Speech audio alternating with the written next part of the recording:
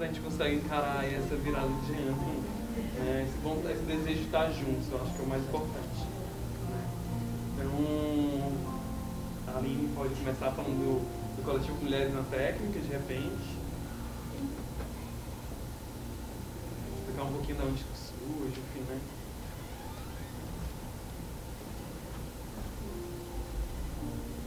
Boa noite. Boa noite. A gente, enquanto coletivo, na verdade, se encontrou por conta de uma iniciativa do Ciel Carvalho, que já é iluminador também. E aí ele estava com um grupo de meninas dando um curso lá no Projeto Algera. E a partir desse momento houve uma necessidade de se conversar desse lugar da mulher técnica, né, aqui. E aí ele chamou várias meninas que ele conhecia, que tinham contato de áreas diferentes, de áreas técnicas diferentes, para fazer uma primeira roda de conversa. Ela rolou no dia 14 de maio, aqui também no Porto. E aí, a partir disso, né, a partir das discussões, dos levantamentos que houveram nesse dia, a gente decidiu se unir enquanto coletivo mesmo, enquanto mulheres realizando essa função ou que tinham interesse de realizar. Então, todas as meninas presentes no dia dessa primeira roda, criamos inicialmente de uma forma bem informal, né, um grupo no Instagram, ou no WhatsApp. E a partir desse grupo do WhatsApp, a gente começou a conversar o que poderia ser feito, como dar continuidade a esses tipos de atividades voltadas para essa linguagem, voltadas para essa discussão. E aí, agora no mês de outubro, o Wallace, com um coletivo, né, entrou em contato com a gente e falou do interesse de promover uma segunda roda, né, um outro tipo de discussão, o que inquietava a gente ainda nessa área enquanto mulheres. E aí surgiu a ideia de falar de uma forma mais profissional, falar um pouco mais da formação, da profissionalização dessa área, para as mulheres já atuantes, né, mostrarem como já fazem, como já têm capacidade, têm capacitação nessa área, e as mulheres que têm interesse em se capacitar, em entrar nessa área, como pode acessar. Então aí surgiu a possibilidade desse encontro, né? Esse momento que não é, como eu falo, quando eu falo mulheres na técnica, parece algo segregado, né? Só para as mulheres. Mas o intuito não é segregar, é fortalecer, né? O nosso intuito não é dizer que nós mulheres apenas, né? Pelo contrário, a gente quer, com o coletivo, por isso essa união, com o coletivo mostrar que fortes juntos nós somos mais fortes. Então, por que não, né? Somar, discutir, se fortalecer, porque eu acho que quanto mais conhecimento, quanto mais a gente acessa essas coisas, melhor pra gente enquanto todos, né? Então é isso. Obrigada. O Luiz pode falar um pouquinho do coletivo de iluminadores. Né? Bem informal, galera. Tá. Boa noite. Tá? Eu sou o Luiz Albuquerque. A gente fica muito feliz, eu acho que vou falar pelo coletivo, não só por mim, mas a gente está muito, muito nervoso. Porque, querendo ou não, a gente está passando por um processo muito louco entre um coletivo que a gente está desde 2012 junto. Pensando e buscando algumas coisas. Veio a partir de um curso que o Wallace forneceu lá no Cuca Barra. E a gente acabou se encontrando enquanto aluno dele, eu, Raí, né? E a gente as ideias acabou conseguindo se juntar e disse, cara, vamos montar um coletivo na cidade, vamos falar sobre luz na cidade, que era uma coisa que inquietava a gente, né, enquanto profissionais, e perceber que ainda há, né, a não preocupação com a técnica em alguns lugares, né, em alguns grupos, né, e esse encontro está sendo muito importante para a gente, junto com as meninas, importantíssimo. A Aline já falou muita coisa que a gente já queria falar, então assim, aproveitem, falem. Acho que aqui é o momento da gente questionar a presença de um funcionário do sindicato, né, para poder falar para ele também o que a gente também busca, né, enquanto profissional, o sindicato como parceiro, como chegar nesses profissionais, né, para agregar esse valor a esse profissional. Então, assim, é um diálogo aqui, galera. A gente não está aqui só para conversar mesmo e falar o que a gente pensa e o que está buscando. Acho que é um momento importante para a gente.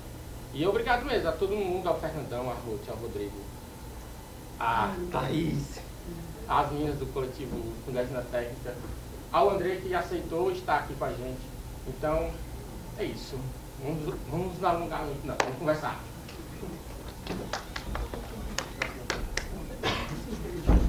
Tá legal a gente ter um áudio um pouco melhor. Porque a gente está transmitindo em live, e aí depois a gente vai compartilhar isso também.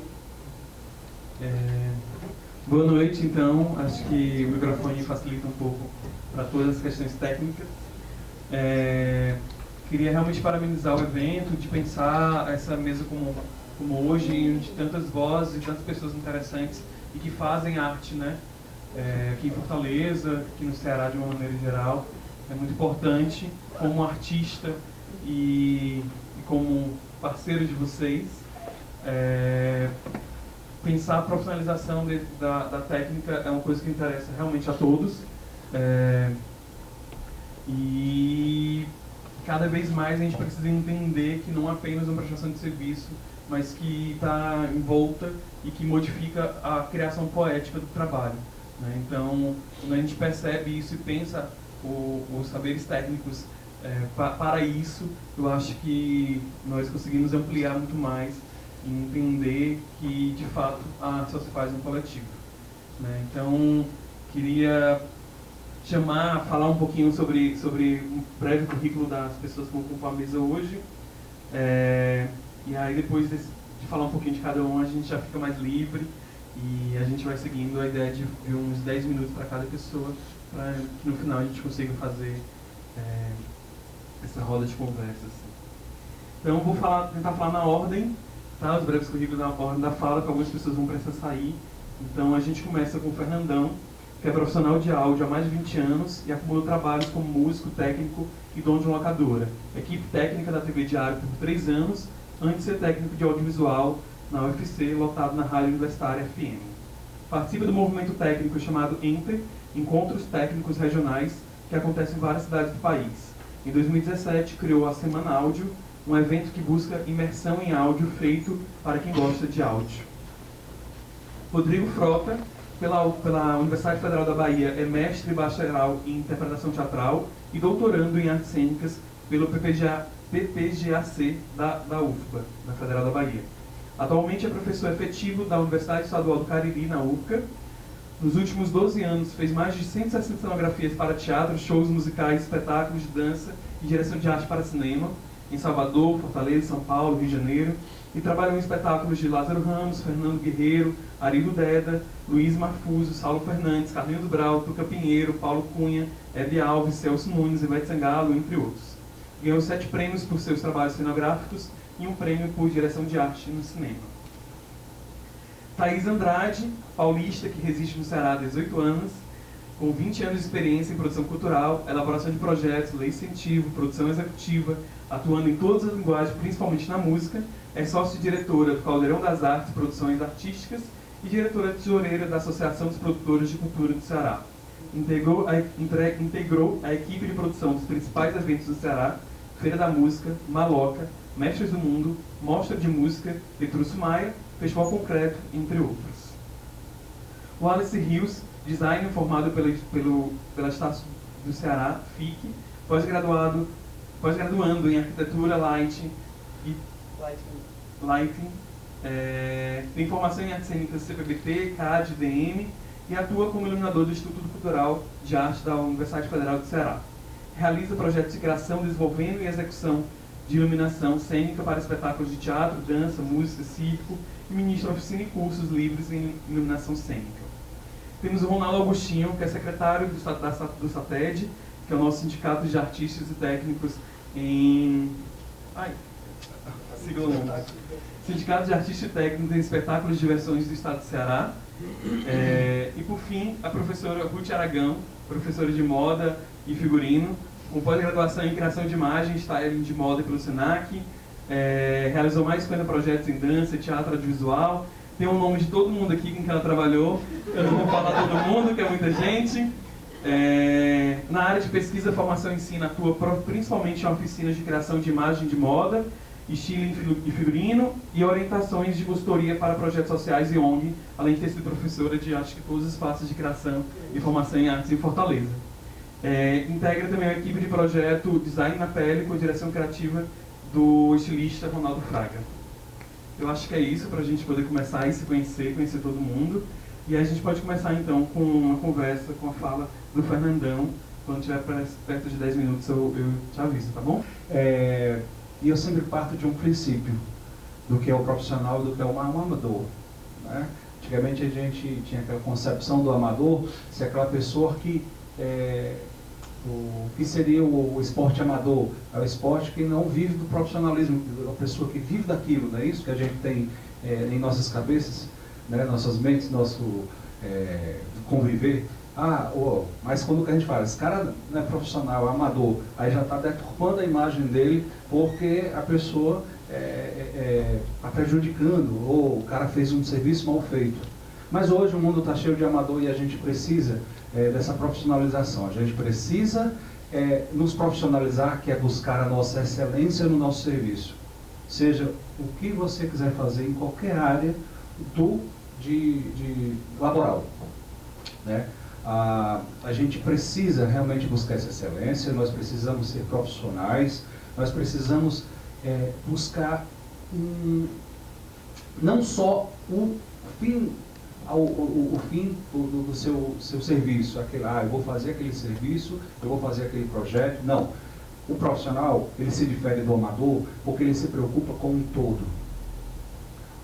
Eu, como profissional de áudio, dentro de um espetáculo, eu vou chegar para o Rodrigo e dizer assim: Rodrigo, a gente do som, vamos colocar aqui uma caixa porque é necessário, o que a gente pode combinar, né? Isso é estar preocupado com o público, com a plateia, que é o principal. Nós precisamos nos despojarmos de alguns egos, exatamente, alguns egos, não porque o som não pode sair daqui. Calma, a gente pode conversar e encontrar a melhor forma de fazer, da mesma forma da luz, né? Porque eu coloquei um refletor aqui, mas vai ficar na caixa de som e isso, assim. Ser profissional é exatamente isso, a gente pensar em conjunto, e quem é o principal interessado é o cliente, é o público. Ele não quer saber disso. Quando ele sai daquele espetáculo, ele sai daquele show, daquela coisa assim: nossa, foi bom. Ou da mesma forma que você está fazendo o evento e o cliente te chama, e aí você, mas fulano faz por menos. Muita gente hoje nos grupos do Zap, todo mundo fala dos cachês que é por menos, assim. Mas e você? O que você agrega do seu cachê, o seu serviço, o seu produto, o seu valor? O que é que você agrega? O Fernandão faz por X reais, mas fulano faz por X dividido por 10. Mas eu tenho certeza que o cliente que quer o Fernandão, ou que quer o Luiz, ou que quer o Rodrigo, ou que quer a Clarice, o Emanuel, ele sabe do serviço, da potencialidade, do profissionalismo daquela pessoa, que ele está preocupado com o quê? Com o todo, com a excelência em entregar aquele serviço. Então, façam disso a melhor escolha. Eu quis ser iluminador, eu quis ser figurinista, produção cultural, né? Eu quis trabalhar nisso, faça do melhor e entregue. Se você, como profissional, você está se entregando e vivenciando todo aquele formato para você chegar. Mas eu vou ganhar dinheiro agora? Dinheiro, ele vem com as consequências. O seu reconhecimento vem depois. Hoje eu estou um pouco assustado porque eu ainda não caiu a ficha que eu nem sei disso. É muito difícil a pessoa falar que está sendo o principal ou um dos principais incentivadores do áudio do país. É um pouco assustador para mim, porque isso é natural que a gente está trabalhando. Mas as pessoas do Brasil todo me procuram através para fazer. Você tem que vir dar um curso aqui. Calma, gente, eu não sou especialista, eu não sei alinhar som, não é minha área, mas eu não sei fazer isso. Hoje eu estou vivendo exatamente para dar um apoio aos profissionais. Eu senti a necessidade que o profissional ele precisava de um apoio técnico para o técnico. Eu acho que se alguém já pensou nisso, existe tem uma deficiência do apoio técnico para o técnico.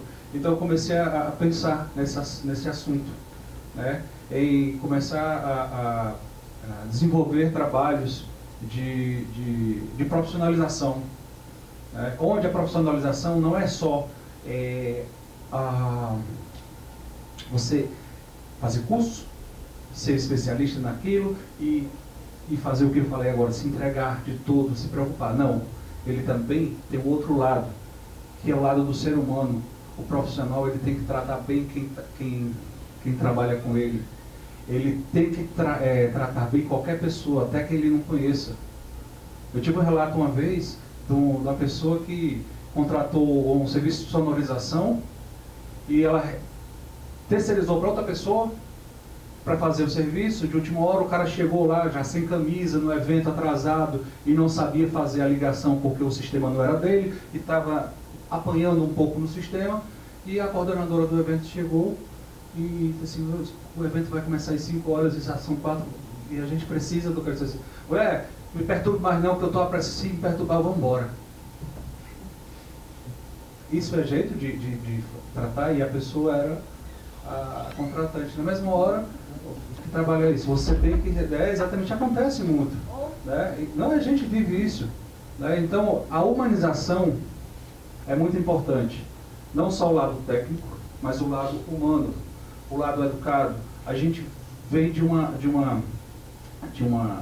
classe muito sofrida, muito batalhadora, e que não teve estudo, que às vezes não toma mais isso.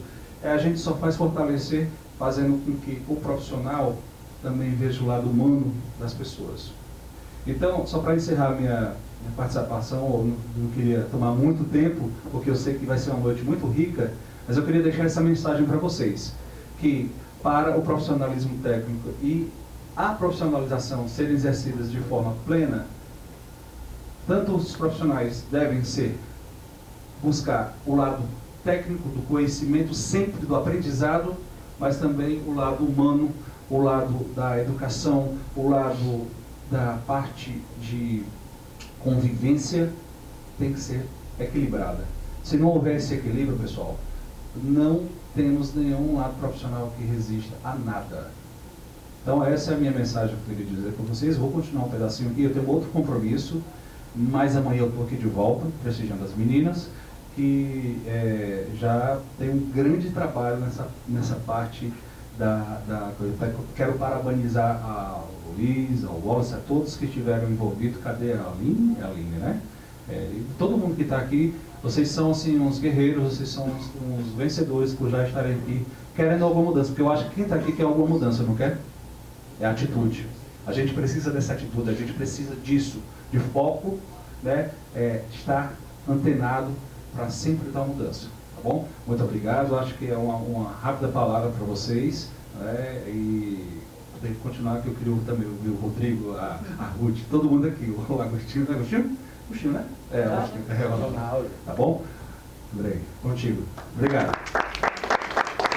Acho que aqui a gente vai ter um embrião, tá? Acho que daqui pode sair um embrião da gente pensar, repensar, né? Pensar esse lugar do técnico, esse lugar do profissional que trabalhou nas artes cênicas ou trabalha nas artes do espetáculo, especialmente aqui no Ceará. Aí, só para que vocês entendam um pouco, eu preparei uns slides e tal, e olha, deu certo. Eu preparei uns slides e tal, porque eu sou professor e acaba que eu sou muito prolixo, então se deixar eu vou falar muito. E aí eu organizei para justamente para eu tentar não me perder na fala, tá? Aí eu vou, durante a fala, me localizar no meu lugar de fala, né? Quem sou eu e por que eu estou aqui. E uma parte desse material que eu trouxe para vocês, ele é oriundo de um projeto que eu fiz junto com algumas pessoas para o Porto Iracema, de um curso técnico de cenotecnia. Tá? A gente fez esse projeto há 3 anos atrás.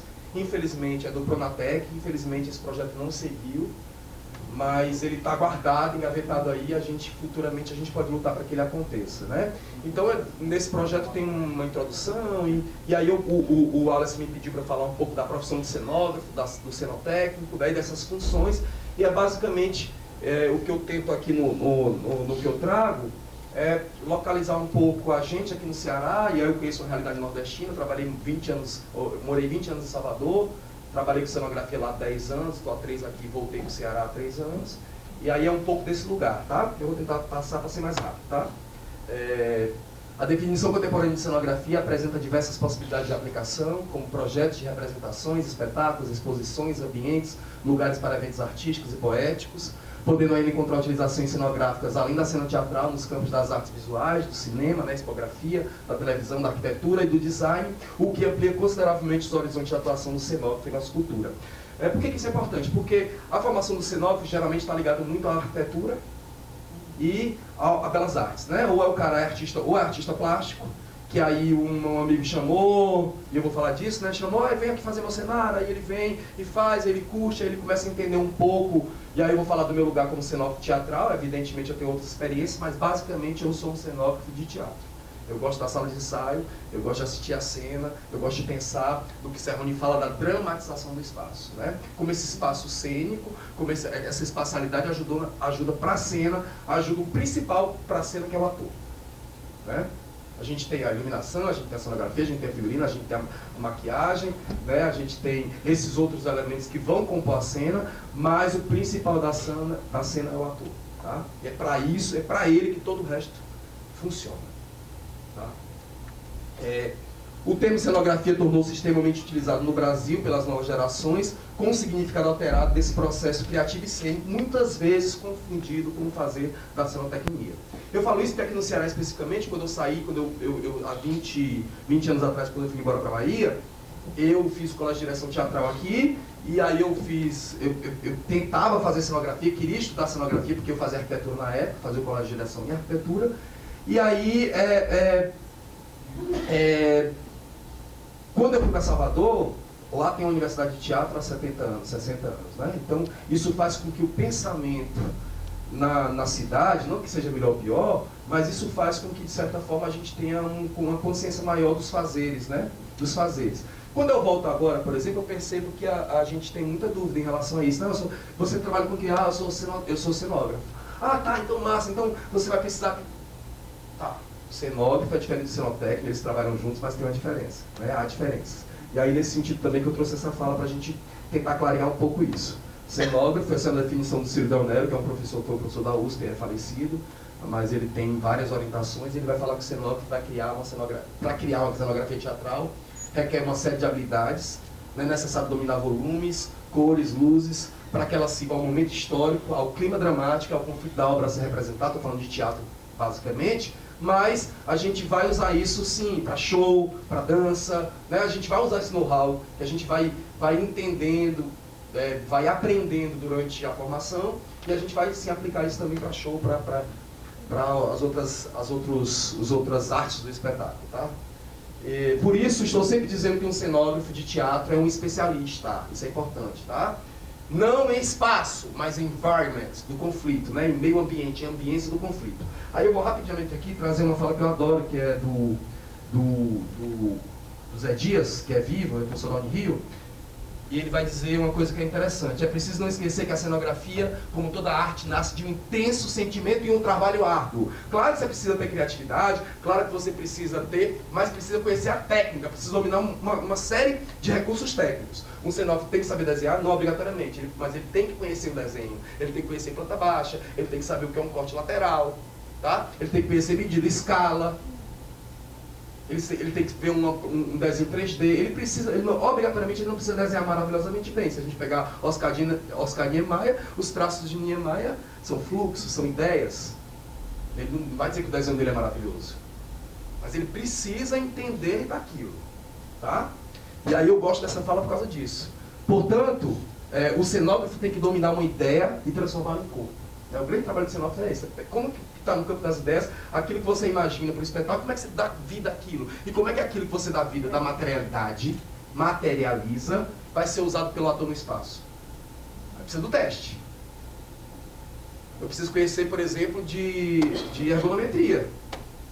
Eu preciso conhecer a relação de... Eu preciso saber que uma cadeira tem 45 de altura. Eu posso até fazer ela um pouquinho maior, mas eu preciso entender que uma cadeira, ela tem basicamente, ela vai lidar com a proporção do corpo humano. Um ator vai sentar na cadeira. Aí eu posso brincar com a escala, fazer uma cadeira de 2 metros de altura, porque para a cena eu vou usar. Mas eu preciso fazer com que esse ator suba essa cadeira de 2 metros de altura. Então eu preciso pelo menos de um degrau lá atrás, de 18 centímetros, de 20 centímetros no máximo, para que ele possa subir. Você precisa entender. Então esse cenógrafo, portanto, a emoção não é tudo. A inspiração não é tudo. A criatividade não é tudo, não. Precisa dominar técnicas, conhecer regras, recursos e convenções.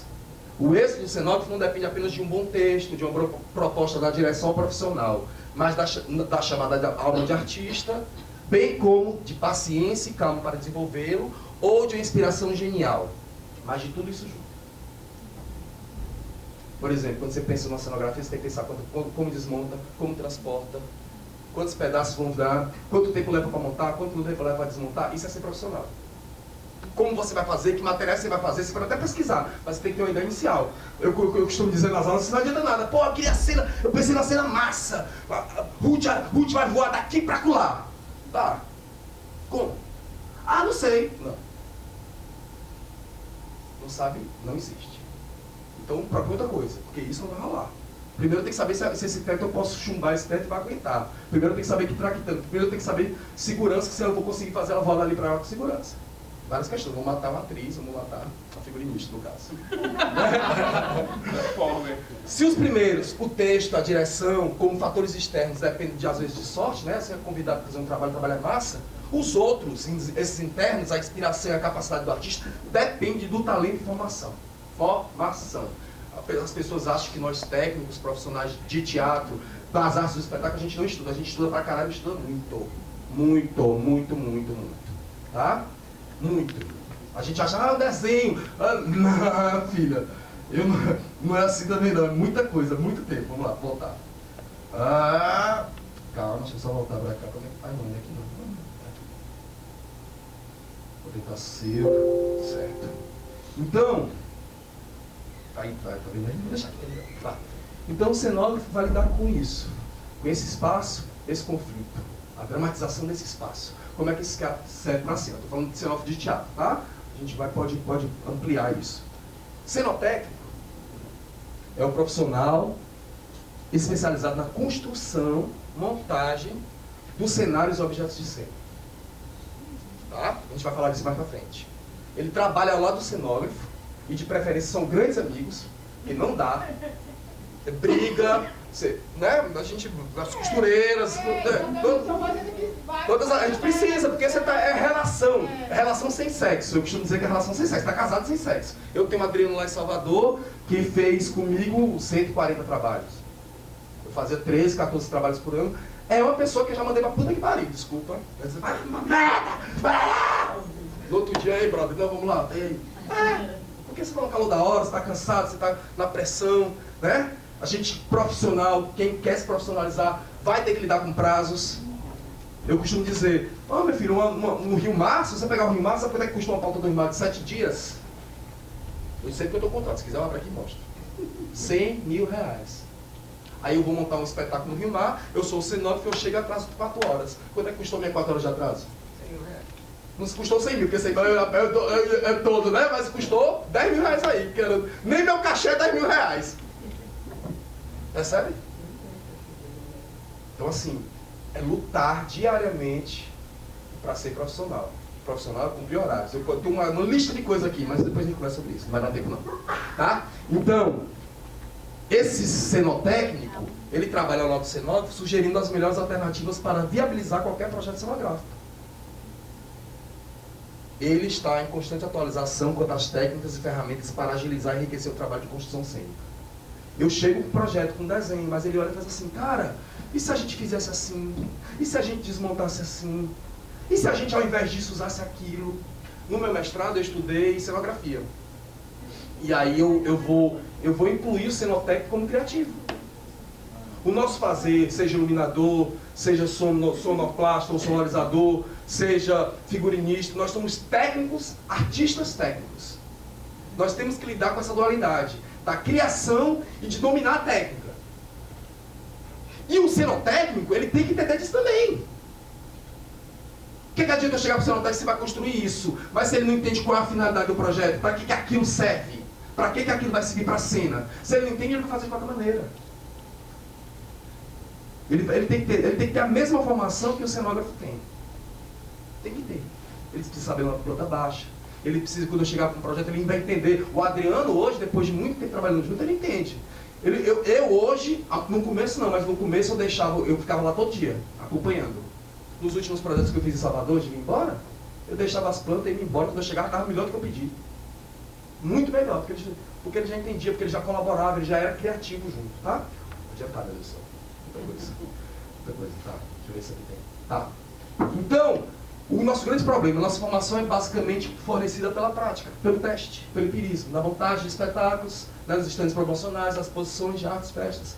Na cenotécnica, às vezes, o conhecimento é familiar, a formação também é prática. Então, a formação de cenógrafo, a gente, no Nordeste, eu vou falar disso aqui mais na frente, quase não temos escolas, quer dizer, não temos escola de cenografia no Nordeste.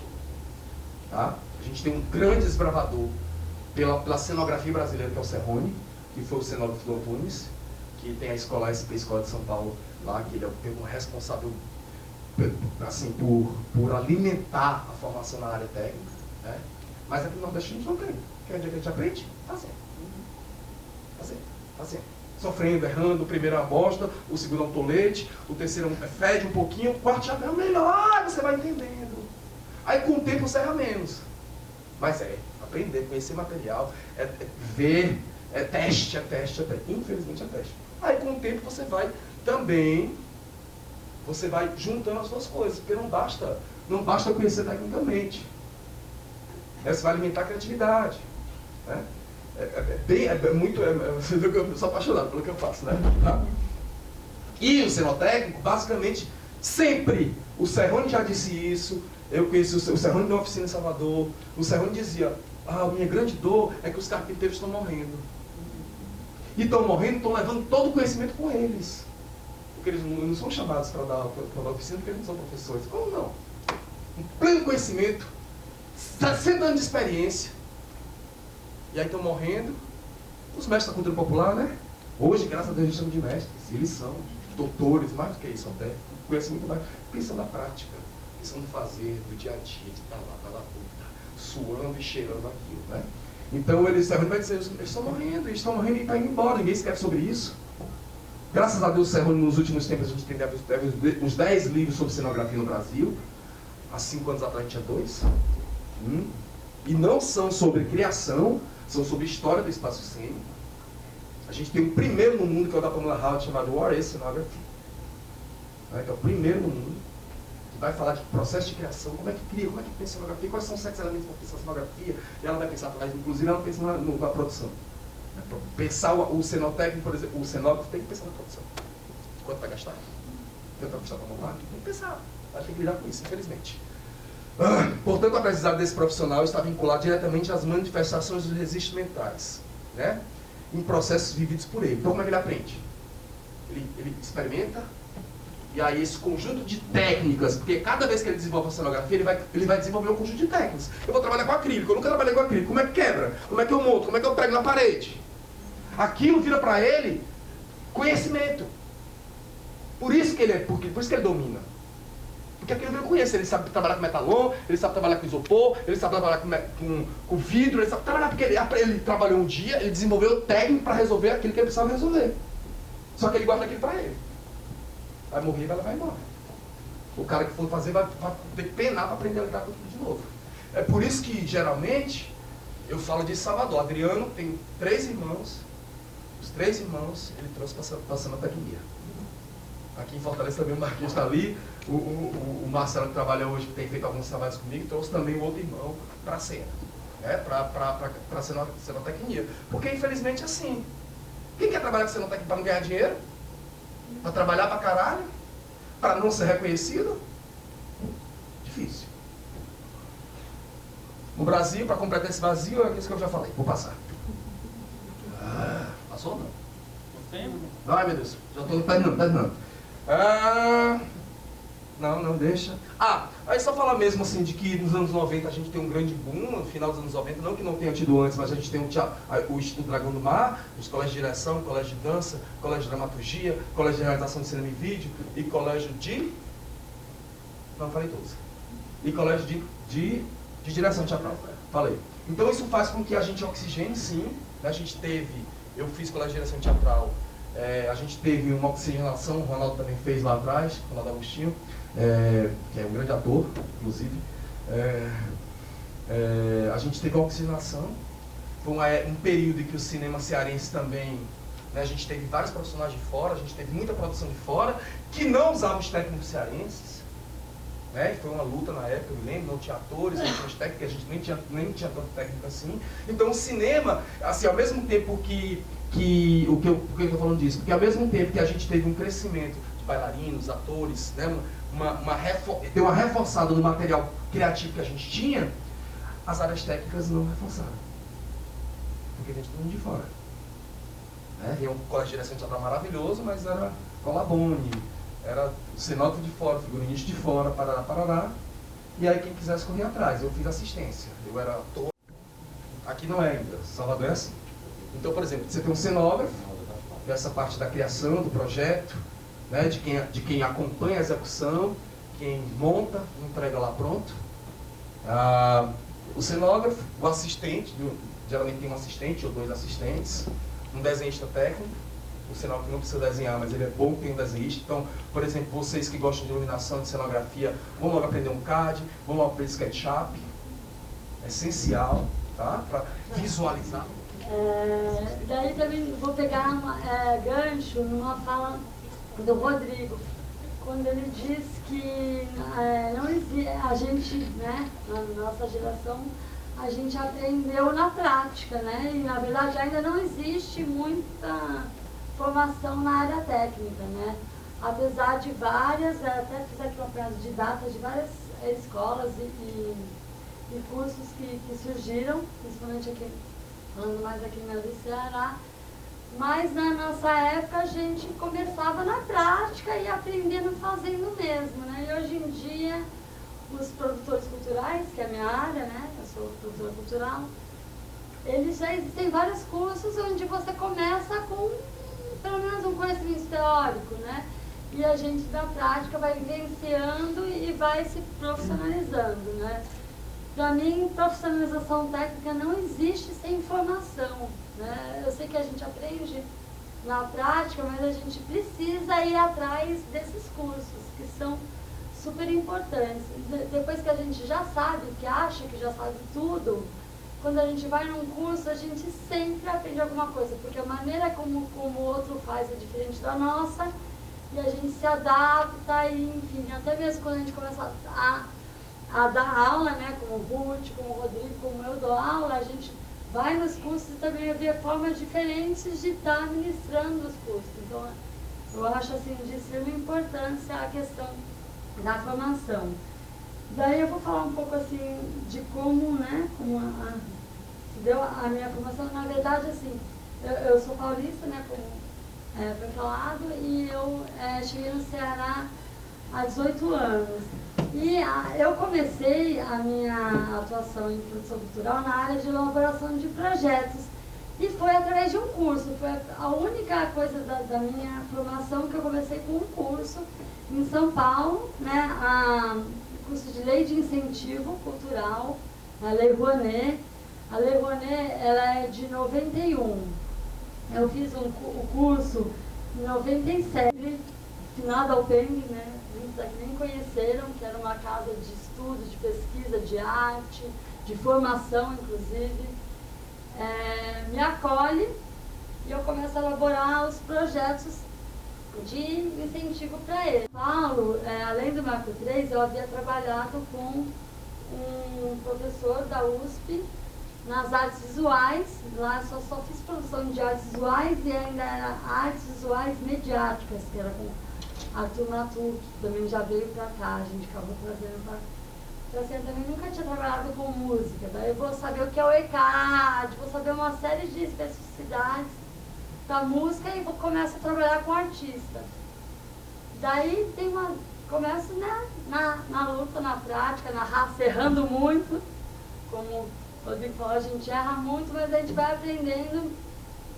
E quando eu trabalhava com os meninos, a Ana Dafinha, hoje em dia o Orlando, o Paulo, eles super me agradecem, mas na época eles não entendiam tudo que eu fazia, qualquer projeto que eu ia escrever para eles, eu falava, olha, vocês têm que estar comigo na escrita, porque a arte é de vocês. Como é que eu vou vender uma coisa se eu não sou a criadora? É muito mais fácil. Então, assim, quanto mais próximo vocês estiverem comigo elaborando o projeto, é mais fácil eu conseguir interiorizar esse projeto e conseguir vender, conseguir passar para frente, conseguir fazer um bom texto. Então, e hoje em dia, eles se autoproduzem, eles, enfim, não tem um produtor que trabalhe com eles, e tem ganhado, tem circulado, tem feito diversos projetos que têm sido contemplados, né? Então, assim, uma outra dica também que eu falo para os artistas que também são produtores, que são, na verdade, acabam tendo a necessidade, né? Tendo que aprender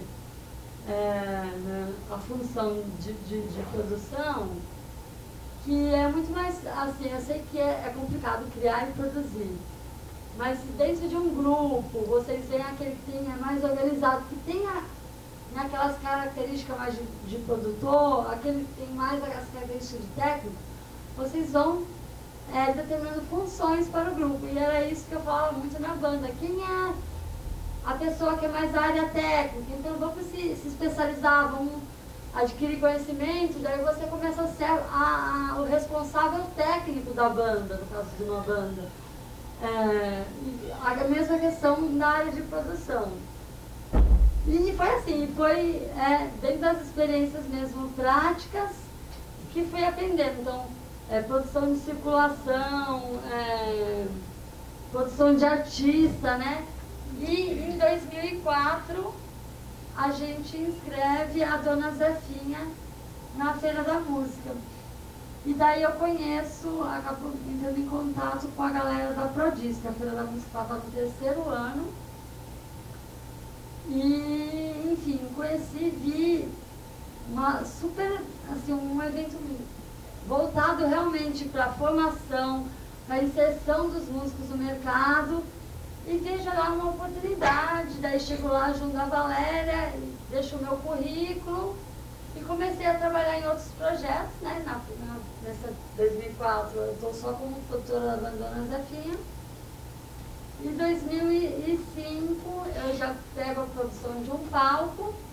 E é muita questão de você vestir a camisa, de você não fazer só aquilo que é a sua área, você está disposto a ajudar toda a equipe, porque na verdade você trabalhar em um evento, se a sua área funciona, mas a logística não funciona, vai dar um pau, porque vai chegar o auditor vai chegar atrasado.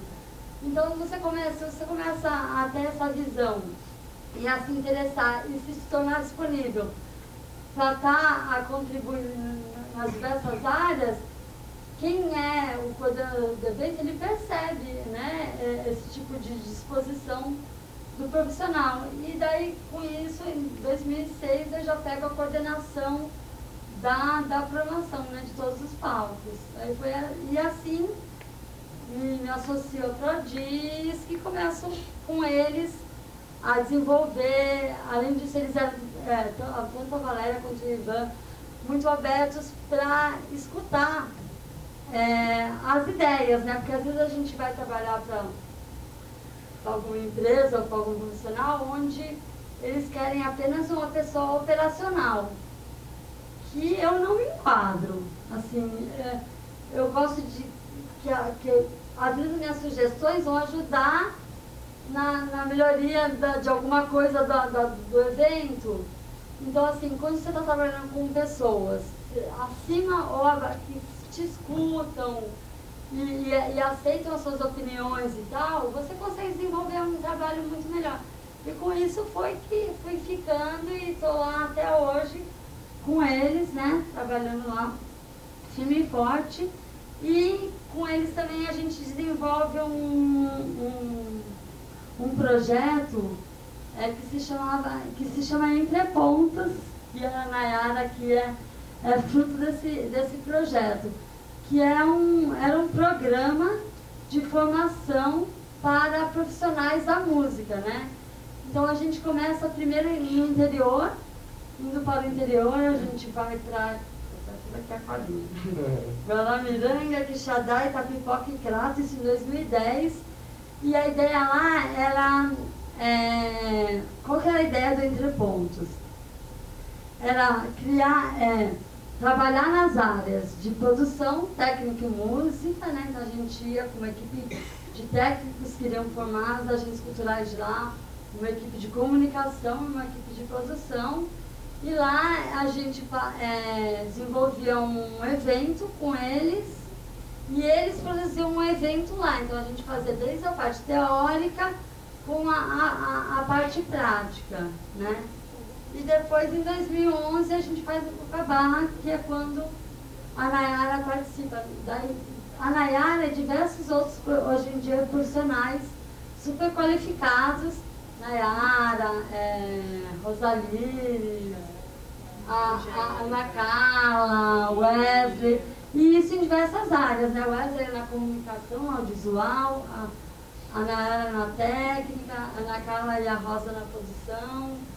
Então, e é isso que eu falo, que naquela época não tinha, mas hoje em dia tem diversos cursos que você ingressando e depois se interessando e fazendo, que eu acho que na verdade só o curso mesmo não serve, tem que ser o curso aliado à prática. Eu acho que a melhor forma disso são as vivências, né? Que é como a gente costuma chamar dentro dos entrepontos e também, depois também em 2010. Tô acabando. Em 2010 eu também ingresso pro Fora do Eixo, que também tem as universidades livres Fora do Eixo, que também trabalham com essa questão das vivências.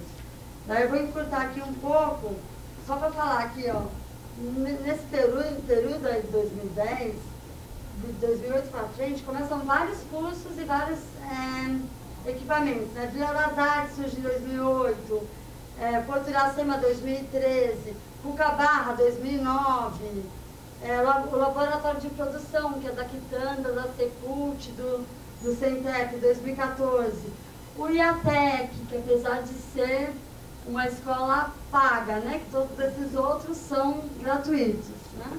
São públicos. Mas ela desenvolve, em 2014 ele surge aqui e começa a desenvolver diversos projetos dentro desses outros equipamentos, né?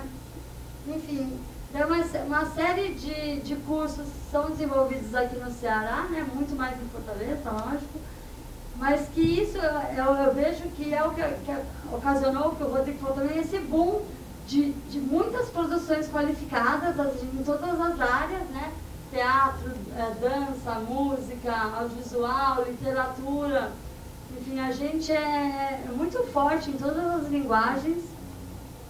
E isso eu acredito que é muito graças à questão da formação.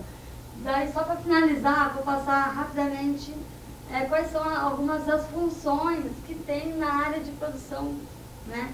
Então a gente tem a produção executiva, né, que é quem trata com as instituições, os patrocinadores, é quem faz é responsável administrativo financeiro pelo projeto, né? A gente tem a Secretaria de Produção, que é quem organiza a questão da documentação, faz cotação orçamentária, prepara ofícios e tal. Temos produção de palco, a gente pode chamar de produção de espetáculo, se for pensar nas artes cênicas, né? Que é quem cuida da entrada da apresentação, seja ela de música ou das cênicas, no espaço onde ele vai estar se apresentando. A gente tem a produção de logística, que se divide em transporte, alimentação e hospedagem. Temos produção de infraestrutura, né, que está muito ligada à questão técnica. Temos a produção das feiras, porque tem as especificidades, né? Feiras gastronômicas e feiras de economia criativa.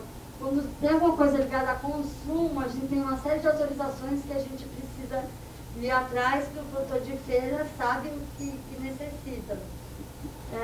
Produção de atividades formativas, a produção de artistas e o produtor de turnê. Daí com isso eu encerro e eu acho que a gente ainda conversa mais aí no debate. Eu vou falar sobre percurso, né? Como eu comecei, né? Porque eu comecei num período em que a gente não tinha cursos técnicos aqui no estado, a gente tinha o colégio de direção, a gente tinha os princípios básicos do jogo, na época era só o jogo Paulo S. E aí na época que eu entrei foi até com o Marquinhos, né? A gente não tinha cursos de técnica em si, a gente tinha alguma coisa que acontecia nos colégios, ou de direção ou de dança. Na verdade eu entrei numa oficina, eu entrei de gaiato numa oficina do colégio de dança que estava acontecendo, né? E o Marquinhos me convidou para dar uma olhada e tal, eu fui e acabei ficando, o oficineiro disse que eu podia ficar, a gente saiu com o certificado, o Alexandre Malta, né? E aí a gente acabou saindo com o certificado, assim, era uma oficina de uma semana, era pouquíssimo tempo, assim, era 20 horas, né? E a nossa demanda é porque não tinham iluminadores para fazer o nosso trabalho. Tanto nos princípios básicos como em outros grupos, a gente não tinha profissionais em escala para pegar diversos trabalhos. A gente tinha o Walter Façanha aqui no Dragão, que o Dragão foi uma grande escola de formação de todo mundo da minha geração passou pelo Dragão do Mar em algum momento, porque eu acho que é um espaço bom de formação, é um espaço em que estava em ascensão, estava no início do Dragão do Mar, os equipamentos estavam novos, tudo novo, e a casa sempre foi aberta a novos profissionais, a novos estudantes que querem chegar, e até uma coisa que eu vou falar depois sobre a cultura do aprendiz, né, que aqui no Ceará a gente não tem a cultura do aprendiz. Esses dias um tempo atrás, eu estava em São Paulo, até conversei com colegas de Curitiba, e eles têm a cultura do aprendiz. Como que as pessoas se formavam antigamente? Você colava em alguém que já é um mestre técnico em algum setor, e aí as pessoas passavam anos seguindo essa pessoa, depois desenvolviam o seu trabalho. Eu conheci as pessoas ótimas, recentemente no evento que eu fiz em São Paulo na SP, né, no seminário do Bonfante, e todos eles que estavam na mesa falando sobre formação falaram a mesma coisa. Todo mundo aprendeu assim: eu estou seguindo você, e depois fulano estava a me seguir, e aí é uma sequência. Coisa que nós não temos aqui, nós não temos a cultura do mestre, entendeu? E aí eu trago a ideia do próprio instituição Dragão do Mar como uma instituição que recebe pessoas e que muita gente vem formada porque passou por essa casa de espetáculo, passou por esse setor do próprio Dragão do Mar. E é uma coisa difícil pra gente, porque assim, por mais que a gente já tenha um certo tempo em formação, porque eu separo a formação em iluminação em 2 períodos, antes de 2010 e depois de 2010. Até 2010 a gente não tinha cursos formais, a gente tinha oficinas de 20 horas, e acontecia uma coisa aqui, outra lá, ou era o Walter, ou era dentro do colégio de direção, ou era dentro do colégio de dança. Depois de 2010, abriu uma brecha, que foi um evento do INPA, junto com a prefeitura, dentro do CUCA. E até o Luiz e o Raí participaram desse curso de lá, entre outros técnicos que hoje estão em casas de espetáculo. Muitos deles passaram por esse curso que a gente fez lá. Era um curso longo, o curso era de 200 horas, coisa que não se é executado mais em Fortaleza. Hoje o máximo que a gente tem são cursos de 50 ou 100 horas. A gente não tem mais esse curso longo. A vantagem de quando a gente fez esse curso em 2010, a gente bolou esse curso em 2010, foi que a gente tinha um teatro recém-feito, que é o CUCA do Ludubim. Ou seja, todas as aulas eram dentro do teatro. Não tinha como você não estar presente de uma montagem dentro daquele teatro. Assim, vieram várias experiências novas daquele período. Então a gente tem uma geração de técnicos antes de 2010 e agora a gente tem uma geração de técnicos pós-2010. Que aí iniciou nessa ideia do CUCA, depois a gente trouxe com a escola aqui por Piracema, acho que esse já é o 5º ou 6º ano que a gente tem uma regularidade de cursos em iluminação. Por mais que seja uma carga horária média, né, já é uma iniciativa interessante, porque na cidade não produz isso. Existe o IATEC, como a Thais falou, que chegou recentemente, mas também é um curso ainda muito básico, porque são 30 horas, e aí a gente não tem como formar técnicos assim. Eu venho de uma geração que aprendeu, como todos os outros colegas, que a gente aprendeu fazendo. A gente começou com grupos de teatro. Vários amigos que precisavam de alguém para correr atrás, para trabalhar em luz. O Marquinhos está aqui, sabe? A gente fazia luz para muita gente, que eram os amigos mais perto, até chegar no nível profissional, que aí eu acho que o Agostinho vai falar depois sobre o tempo que precisa e tal. E aí, esse sistema formativo que hoje a gente está tendo ainda é um sistema um pouco lento na formação técnica. Acontece muito em que a gente tem que indicar um colega ou um aluno para um outro trabalho, porque a gente não consegue mais segurar todos os espetáculos que eu faço, que o Rodrigo faz. A gente sempre tem que ter pessoas de suporte. O Marquinhos sabe como é isso, sabe? Hoje eu trabalho num coletivo com o Raí e o Luiz, desde esse período de 2012, porque foi uma carência pessoal e uma carência de profissionais para que a gente começasse a trocar ideias em um outro tipo de setor. Porque também se discutia muito a técnica pela técnica, você tem que saber a mecânica. O artístico vem depois, era um processo muito difícil nesse período.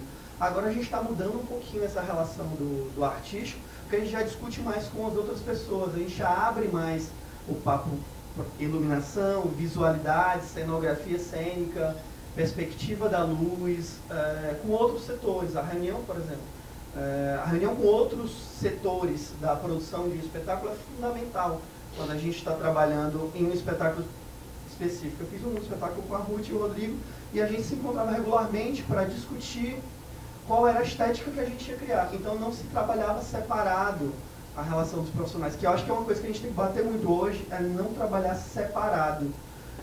A gente entender quem são os outros profissionais que estão e entender que todos têm algo a dizer. Então, nesse algo a dizer, a gente tem que colaborar um com o outro. O Rodrigo mesmo falou que a gente pega um desenho da Ruth e a gente sabe, poxa, isso já sei como vai ficar. Pega um desenho do Rodrigo e tal. Essa ideia de você usar visualizadores hoje é super fundamental, sabe? Tanto na luz como na cenografia, que você usa AutoCAD, SketchUp e por aí vai. Então, assim, esse processo formativo que tem de 2010 para cá já é um ganho da gente como técnico em iluminação, que a gente consegue ter uma regularidade. Todo ano a gente consegue ter pelo menos um curso de iluminação cênica básica em Fortaleza. É difícil levar para o interior ainda, é uma coisa que a gente está batalhando e tem alguns projetos para a gente desenvolver, mas é muito difícil levar um curso para o interior, porque falta incentivo governamental, porque a gente trabalha com verba governamental, entendeu? Um curso pago sairia muito caro para um aluno, um curso técnico de 200 horas, 300 horas em imersão dentro do teatro. Então, o próprio Porpiracema é uma casa super aberta à discussão e a novos processos formativos, sabe? A gente tem que aproveitar esse espaço. Eu estou até com uma turma nova, tem uma galerinha aqui, que assim, e eles estão nessa vibe de criar novas expectativas, né? E aí eu entro num papo que é, onde que volta o papo do aprendiz? Como que a gente inclui essas pessoas que estão começando nesse mercado? Porque o mercado é muito cruel hoje em iluminação. Eu separo o mercado, para quem está começando, em 3 grupos. Um é quem está se formando em algum curso básico e vai trabalhar com grupos. Tem um perfil profissional aí. Outro perfil profissional é quem vai trabalhar nas casas de espetáculo, que é um perfil mais técnico. É um perfil em que ele vai ser um montador. Eu vou falar um pouquinho sobre a divisão das funções um pouco mais para frente, tá? Grupos técnicos e empresas, que é um outro perfil de profissional. Quem trabalha com grupo, normalmente é quem vai trabalhar mais com criação, quem vai acompanhar os grupos, quem vai ser os operadores daqueles grupos. Porque muitos grupos já têm o seu iluminador, tem o seu cenógrafo, tem o figurinista, mas eles precisam de outros funcionários, outras pessoas que acompanhem o trabalho, tanto nas temporadas como nas viagens. Nem sempre eu consigo ir, nem sempre o Rodrigo consegue ir, nem sempre o Luiz consegue ir. Então a gente vai agregando pessoas a esse mercado em sentido de formação em grupo, nesse sentido, quando a gente vai trazendo outras pessoas para dentro dos grupos e eles podem acompanhar o processo do dia a dia de cada grupo. Esse é um formato. Outro é quem vai trabalhar como técnico, que aí precisa de uma formação um pouco mais especificada, precisa entender muito mais de elétrica do que quem vai trabalhar com os grupos. Por quê? Porque você vai trabalhar com a mecânica e a elétrica da casa. Então você tem que ter um domínio melhor da máquina, de como funciona, de como é uma movimentação de varas de luz, de como é a mecânica cênica, de como abre a cortina, de como você empurra a escada, por exemplo, sabe? Tem que ter uma outra dinâmica. Nós ainda não formamos pessoas com esse perfil. Hoje no Estado não formamos pessoas com esse perfil, esse caráter técnico, profissionalizado, certo? Também, ainda nesse caráter técnico, tem as pessoas que vão trabalhar em empresa, que acontece muito. Você termina um curso de iluminação básico e existem diversos eventos que precisam de profissionais para trabalhar. Por exemplo, uma loca, a Bienal de Dança, ou de Par em Par, Mostra Sesc Cariri e por aí vai. Muitas dessas pessoas que estão começando podem entrar nesse mercado através das empresas que trabalham nesse tipo de evento. Então, se agregar as pessoas que estão trabalhando nisso daí, pode ser uma possibilidade de vocês entrarem nesse novo mercado, que é sempre novo, mas também tem um caráter um pouco mais técnico, um pouco mais sofrido de quem trabalha com grupo. Quem trabalha com grupo, trabalha com produção e criação, necessariamente você às vezes monta. No caso da UFC, eles ainda contam com uma coisa muito bacana, que é um acervo que foi doado por uma ex-aluna, que é a Pênis Memória, que é... E que chama Figurarte, né? Então o Figurarte, ele está lá a serviço, inclusive, da comunidade, assim, não, ele não é só para o uso dos alunos, mas você pode pegar peças emprestadas lá, né? Quem for fazer alguma produção de audiovisual, enfim, até de teatro, eu acredito que sim, né? Que é uma iniciativa muito bacana, né? Que vem sendo cuidado pelos alunos e tal, né? Mas que das faculdades de moda, né? É a única iniciativa que eu conheço em termos de figurino. Né? Então, isso tudo já vai aí minimizando a formação em figurino. E aí eu volto para o Rodrigo, que eu me senti especialmente contemplada com a fala dele, né, no sentido de que um figurinista, ele não é um figurinista, não é um costureiro. Eu até queria muito ser costureira, certo? Porque eu sofro muito, certo? Pela falta de uma boa mão de obra em costura, né? E tal qual, né? Essa comparação que eu estou fazendo, assim, tal qual acontece com a cenografia e a cenotecnia, né? Qual é a minha impressão em relação a costureiras, né? Cada vez mais é escasso essa mão de obra, né? Porque as mãos de obras de costura, elas não estão voltadas para o todo da peça, elas estão cada vez mais faccionadas, ou seja, né? O que existe aqui no estado do Ceará, e eu estou falando mais especificamente de Fortaleza, que é o caso que eu conheço mais, né?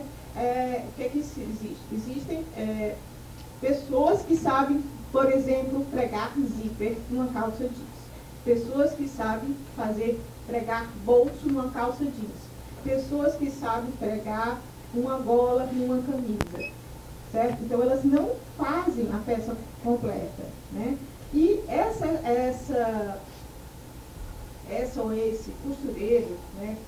No sentido assim, do ofício, assim, do realizador, do ofício da costura, né, está cada vez mais rara. E é uma coisa assim, que para mim é muito fácil de ser entendido, porque também é um ofício muito pouco valorizado. Né? Então,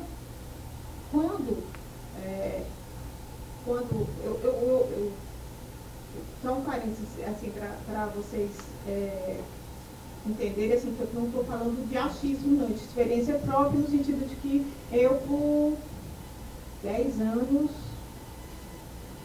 não, mais de 10 anos, eu tive um ateliê de criação em moda, né? Quer dizer, em figurino também, mas nessa época eu fazia mais moda que figurino. Então, assim, essa questão quando se faz uma roupa, né? E se cobra um determinado valor, poucas vezes isso é valorizado. Né? E, por que você vai insistir em praticar uma profissão, ou por que você vai incentivar, no caso de uma costureira, incentivar seus filhos a seguirem nessa profissão, se aquilo ali não paga suas contas? Não é verdade? Né? Então, a gente tem aí também um grande impasse. Porque eu, enquanto criadora, né, de figurino, eu eu não costuro. Inclusive, foi até dentro dessa realidade que eu fui incrementando, digamos assim, uma metodologia ou algumas metodologias de trabalho que estão, vamos dizer assim, que não prescindem mais, certo, da confecção de peças e que tem me dando bons resultados e tal. Mas também foi estratégico, certo? Assim, utilizar, né, começar a criar, a realizar figurinos, né, que não estejam exigindo a confecção de uma peça do zero, certo? Vocês estão entendendo o meu raciocínio? Tá confuso? Porque aí eu já queria falar dessas metodologias de trabalho, né,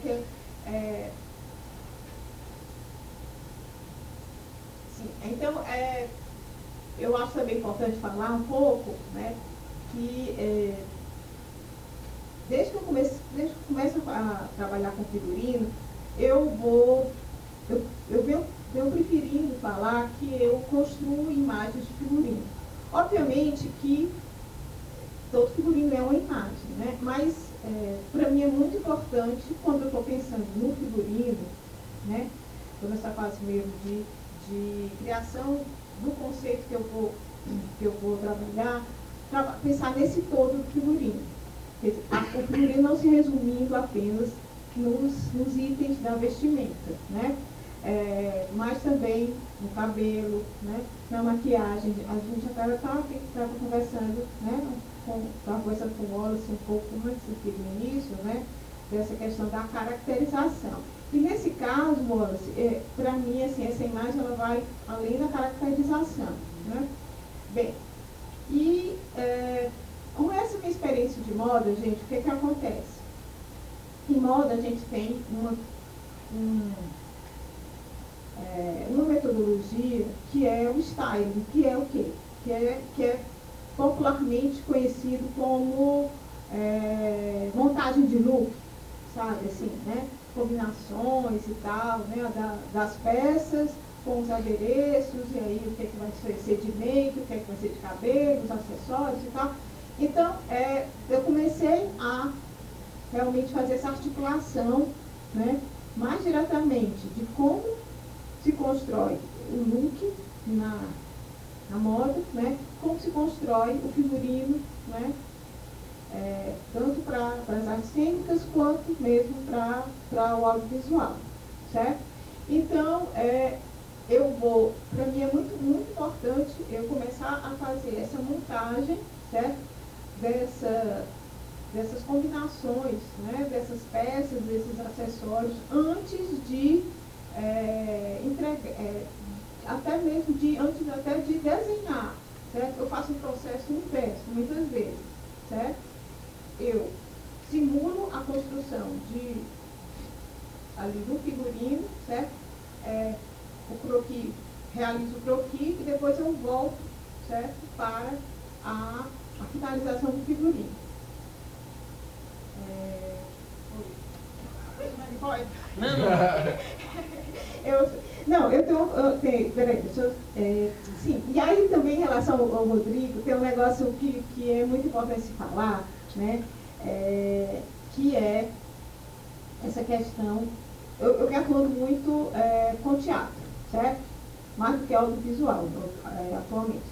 E aí, tem uma questão que acontece muito, né? Que acho que era legal a gente pensar, que é a da direção de arte, certo? Assim, ao contrário do audiovisual, né, principalmente cinema, que você precisa sempre ter uma direção de arte, né, e que ali ele que vai construir o conceito visual, né, daquele projeto, junto com o diretor. A gente não tem isso no teatro, né?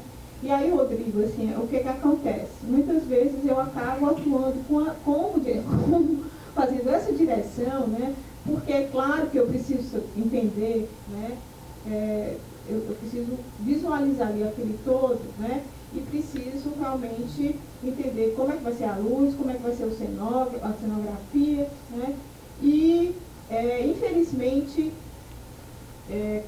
a gente não tem também muita, assim, a gente não tem ainda aqui na cidade, eu não vejo muita preocupação de todos os grupos com a cenografia, né? Então, o figurino, paradoxalmente, o figurino vem sendo valorizado nesse sentido pelos grupos, né?